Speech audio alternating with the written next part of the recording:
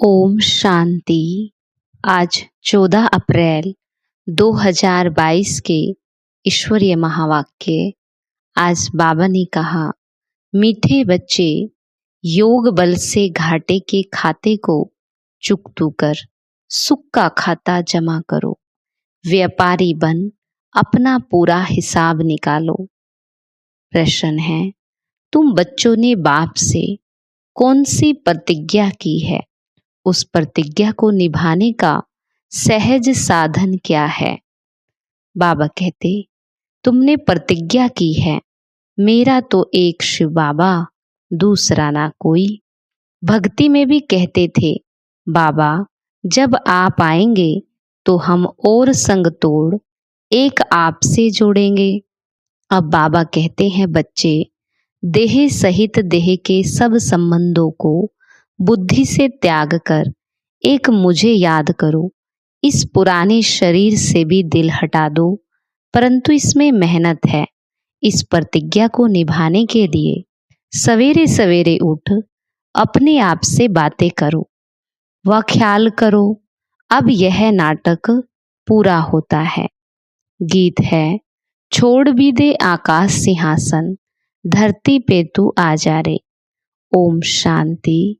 बच्चे पुकारते हैं कि परम धाम से आओ। यह गीत गाया हुआ है पतित मनुष्यों का। वह खुद इनका अर्थ नहीं जानते, पुकारते भी हैं कि पतितों को पावन बनाने आओ, क्योंकि इस समय है रावण राज्य। यह भी बच्चे जानते हैं कि भारत में दैवी श्रेष्ठाचारी राज्य था। अभी तुम श्रेष्ठाचारी बनने का पुरुषार्थ कर रहे हो। बाप कहते हैं, बच्चे अभी तुमको वापस चलना है, पुराना पाप का खाता चुकतू करना है। व्यापारी लोग 12-12 मास पुराना खाता बंद करते हैं, घाटे व फायदे का हिसाब निकालते हैं। अभी तुम बच्चे जानते हो, भारत में हम आधा कल्प फायदे में आधा कल्प घाटे में रहते हैं, अर्थात आधा कल्प सुख आधा कल्प दुख पाते हैं। उसमें भी दुख बहुत थोड़ा पाते हैं, जबकि तमो प्रधान अवस्था होती है। व्यभिचारी भक्ति में चले जाते हैं। बाप बैठ बच्चों को समझाते हैं, अब तुमको फायदे में जाना है। घाटे के खाते को अब योग बल से चुकतू करना है। तुम्हारे पापों का खाता अब कटना चाहिए, फिर सुख का खाता जमा होना चाहिए। जितना तुम मुझे याद करेंगे, उतना तुम्हारे पापों का खाता भस्म होगा और फिर पवित्र बन गीता का ज्ञान धारण करना है। यहाँ कोई गीता शास्त्र नहीं सुनाते, यह गीता का ज्ञान भगवान ने दिया है। इस समय मनुष्यों की बुद्धि तमो प्रधान होने के कारण बाप को नहीं जानते, इसलिए इनको आर्फन्स कहा जाता। तुम समझाते हो कि भारत पुण्य आत्मा श्रेष्ठाचार्यों की दुनिया थी, जिन्हों के चित्र भी हैं। भारत सतयुग आदि में बहुत साहूकार था, और जो इस्लामी बोधि आदि धर्म हैं, आरंभ में होते ही थोड़े हैं। धर्म स्थापक आया, फिर जो भी उस धर्म की आत्माएं हैं वो आती जाती हैं। वह कोई राजाई में नहीं आते, अपने धर्म में आते हैं। जब लाखों करोड़ों की अंदाज में हो जाते हैं, तब राजा रानी आदि बनते हैं। यहाँ तुम्हारी तो शुरू से लेकर के राजाई चलती है। सतयुग आदि में ही लक्ष्मी नारायण का राज्य था। भारत महान उच्च था, जब श्रेष्ठाचारी था। ऊंचे ते ऊंचा भगवान गाया जाता है, उनको ही ट्रुथ कहते हैं। वो आकर के सच्ची नॉलेज देते हैं, और सभी बाप के बारे में झूठी ही नॉलेज देते हैं। सभी याद करते हैं ओ गॉड फादर, परंतु फादर को कोई भी जानते नहीं। कभी तुम पूछो लौकिक फादर को जानते हो, तो यह थोड़ी कहेंगे कि वो सर्वव्यापी है। फादर माना फादर, फादर से तो वर्षा मिलता है। बाप समझाते हैं, मैं हूँ बेहद का रचयिता, मुझे बुलाते ही हैं पतित दुनिया में, परल्य तो होती नहीं। यह सारी पतित दुनिया है, मुझे तुम बच्चों के लिए ही आना पड़ता है। तुम बच्चों को ही समझाता हूँ। मनुष्य गुरु आदि करते हैं शांति के लिए, परंतु वह सब है भक्ति मार्ग के लिए। हठयोग आदि सिखलाते हैं, उनसे कोई बेहद का वर्षा मिल नहीं सकता। गुरु करते हैं, उनसे अल्पकाल के लिए थोड़ा सुख मिलता है। वो सब है हद का सुख देने वाले। बेहद का बाप है, बेहद का सुख देने वाला। बाप मुक्ति जीवन मुक्ति की सौगात ले आते हैं। सतयुग में सिर्फ एक ही धर्म होता है, यहाँ तो कितने अनेक धर्म हैं, वृद्धि होती ही रहती है। अब फिर इतनी सब आत्माएं वापिस जाएंगी शांति धाम में। ये तुम बच्चों को सृष्टि के आदि मध्य अंत का ज्ञान मिल रहा है। बाप है इस मनुष्य सृष्टि का बीज रूप, उनके पास सारी नॉलेज है। सर्वव्यापी कहने से ज्ञान व भक्ति की कोई बात ठहरती ही नहीं है। भगवान सर्वव्यापी है, तो फिर भगवान की भक्ति करने की क्या दरकार है। भक्ति करते हैं परंतु समझते नहीं हैं। पत्थर ठिक्कर सबकी भक्ति करते रहते। गंगा में कितने स्नान करने जाते हैं, अगर वह पतित पावनी हो तो फिर सबको पावन होना चाहिए। मुक्ति जीवन मुक्ति धाम में जाना चाहिए, लेकिन जाता कोई नहीं है। एक गुरु वापिस जाए तो और फॉलोवर्स को भी ले जाए, लेकिन न खुद जाते हैं न फॉलोवर्स को कुछ कह सकते हैं। देह अभिमान में बहुत हैं, ऐसे कोई भी नहीं कह सकेंगे कि हम निराकार परमपिता परमात्मा तुम बच्चों का बाप हूँ, तुमको साथ ले जाने आया हूँ। यह बाप को ही हक है। अब पुरानी दुनिया को छोड़ना है, इसलिए योग बल जरूर चाहिए। गफलत करने से पद नहीं पाएंगे। तुम बच्चे जानते हो बाबा हमको लायक बना रहे हैं। बच्चे जो नालायक बन जाते हैं वह दिवाला मारते हैं। कलप कलप तुमको 100% साल्वेंट बनाता हूँ, फिर रावण तुमको इनसाल्वेंट बना देते हैं। समझते भी हैं, बात तो ठीक है। अब बरोबर कलयुग का अंत है, सतयुग आदि का संगम है। समझो मकान की आयु 100 वर्ष है, अगर 25 वर्ष बीत गए तो 1/4 पुराना हुआ। 50 वर्ष होंगे तो पुराना नाम रख देंगे। ये भी 4 भाग रखे जाते हैं, सतो रजो तमो। अब फिर ये पुरानी दुनिया से नई दुनिया होगी, गोया सारी दुनिया को नया जन्म मिलना है। ये पुरानी दुनिया है। बाबा कहते हैं अब मैं नया जन्म दे रहा हूँ। दुनिया पुराने से नई हो रही है। तुम आए हो राजयोग सीखने। तुम भी जानते हो इस ड्रामा के अंदर हम एक्टर हैं, हम आत्माएं भी शरीर लेकर यहाँ पार्ट बजाने आई है। दुनिया में ये कोई नहीं जानता, अपने को एक्टर समझे तो क्रिएटर डायरेक्टर को भी जान जाए। कहने मात्र सिर्फ कहते हैं ये कर्म क्षेत्र है, परंतु कब से खेल शुरू हुआ उनका क्रिएटर कौन है कुछ भी नहीं जानते। मनुष्य को ही जानना चाहिए ना। बाकी यह आपस में लड़ना तो आर्फन्स का काम है। देवताओं को आर्फन्स नहीं कहेंगे, वहां लड़ाई झगड़ा होता ही नहीं। यहाँ तो देखो बच्चे बाप को भी मार देते हैं। सभी पतित भ्रष्टाचारी हैं, इसलिए दुख देते रहते हैं।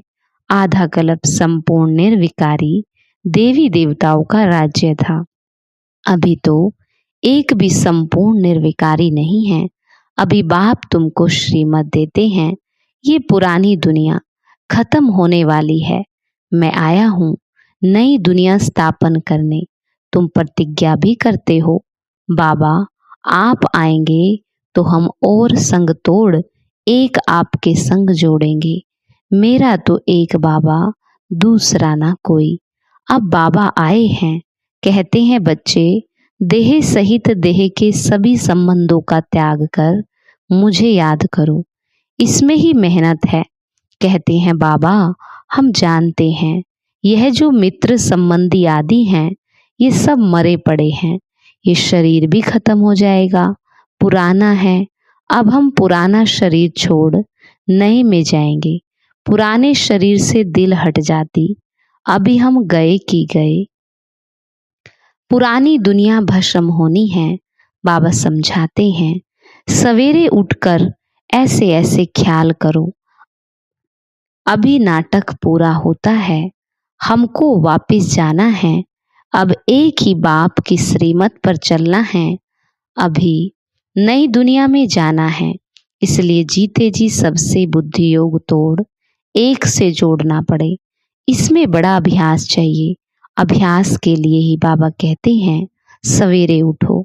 दिन में तो शरीर निर्वात कर्म करना है, रात का अभ्यास वृद्धि को पाता है। जितना टाइम मिले बाबा को याद करो। बाबा की याद में तुम कितना भी पैदल करते जाओ, कभी भी थक नहीं सकते। योग बल की खुशी रहती है।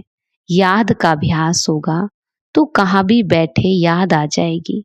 खाने पर भी याद में रहना है, फालतू वार्तालाप नहीं चलना चाहिए। बाप की याद से ही विकर्म विनाश होंगे, फिर अंतमति सोगति हो जाएगी। अभी वापिस जाना है। सभी का सदगति दाता, सबको श्रेष्ठाचारी बनाने वाला, शांति देश में ले जाने वाला एक ही बाप है। जन्म जन्मांतर तुमको बाप टीचर गुरु मिले हैं, परंतु वो सब है जिस्मानी। कोई भी देही अभिमानी बनना नहीं सिखलाते। ये तो बेहद का बाप ज्ञान का सागर है। जो भी आत्माएं हैं उनमें संस्कार भरे हुए हैं, फिर शरीर धारण करने से वो इमर्ज होते हैं। अभी तुमको सारे ड्रामा की नॉलेज है, और तो सभी मनुष्य घोर अंधियारे में हैं। गाया भी हुआ है, ज्ञान अंजन सतगुरु दिया, तो ज्ञान अंजन देने वाला ज्ञान सूर्य बाप है। सतयुग को दिन, कलयुग को रात कहा जाता है। आत्माएं उस निराकारी बाप को याद करती है। बाबा समझाते हैं, मैं तुम बच्चों को ब्रह्मा मुख के द्वारा कल्प पहले मुआफिक सब भक्ति मार्ग के शास्त्रों का राज समझाता हूँ। ये सब भक्ति मार्ग की सामग्री है जो आधा कल्प से चलती आती है। मनुष्य तो कह देते ये परंपरा से चलते आए, रावण को भी परंपरा से जलाते आए हैं। त्योहार जो मनाते वो सब कहते हैं परंपरा से चल रहे हैं। परंपरा का अर्थ क्या है वो समझते नहीं। सतयुग की आयु लाखों वर्ष लिख दी, तो मनुष्य घोर अंधियारे में है ना। भक्ति कब से शुरू हुई, पावन कब बने, कुछ भी जानते नहीं। भगवान पतितों को पावन कब बनाने आए, कहते भी हैं क्राइस्ट से 3000 वर्ष पहले स्वर्ग था। परंतु फिर भी अनेक मत है ना, कितनी मतें दुनिया में काम कर रही है। बाप आकर श्रेष्ठ मत देते हैं।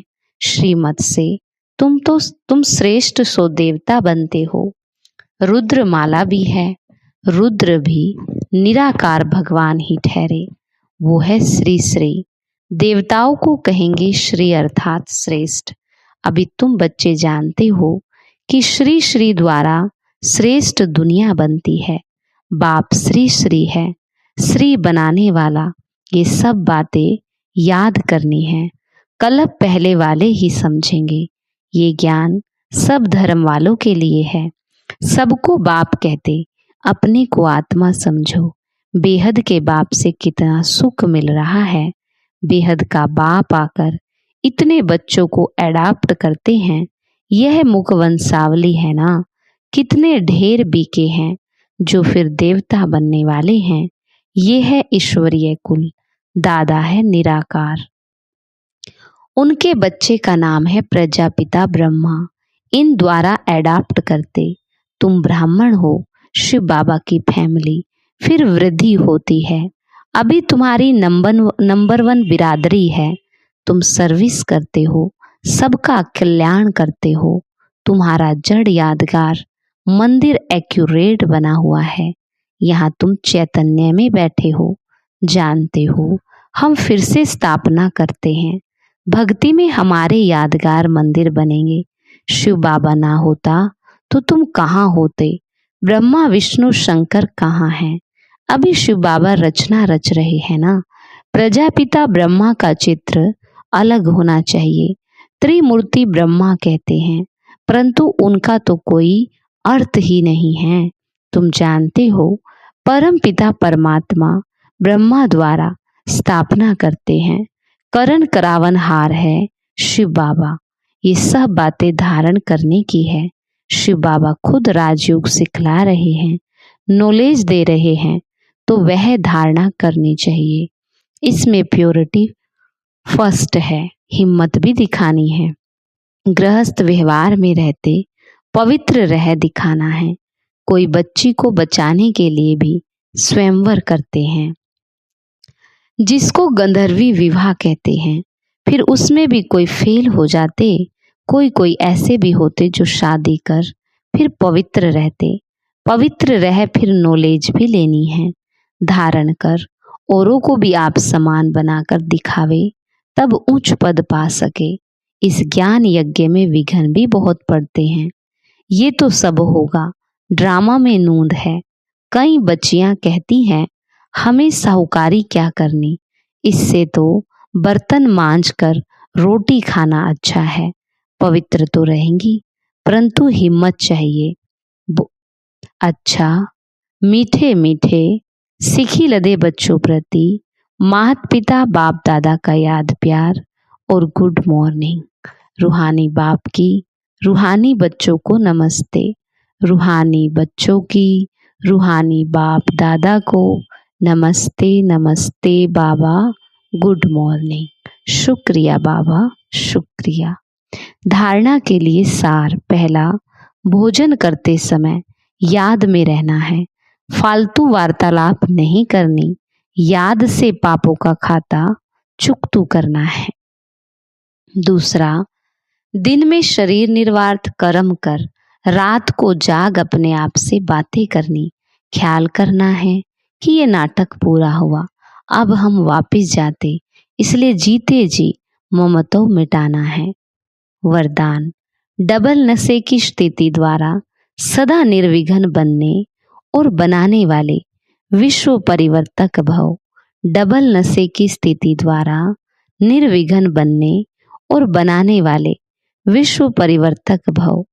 मालिक सो बालक हैं, जब चाहो मालिकपन की स्थिति में स्थित हो जाओ और जब चाहो बालकपन की स्थिति में स्थित हो जाओ।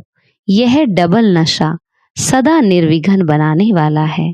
ऐसी आत्माओं का टाइटल है विघ्न विनाशक। लेकिन सिर्फ अपने लिए विघ्न विनाशक नहीं, सारे विश्व के विघ्न विनाशक, विश्व परिवर्तक हो।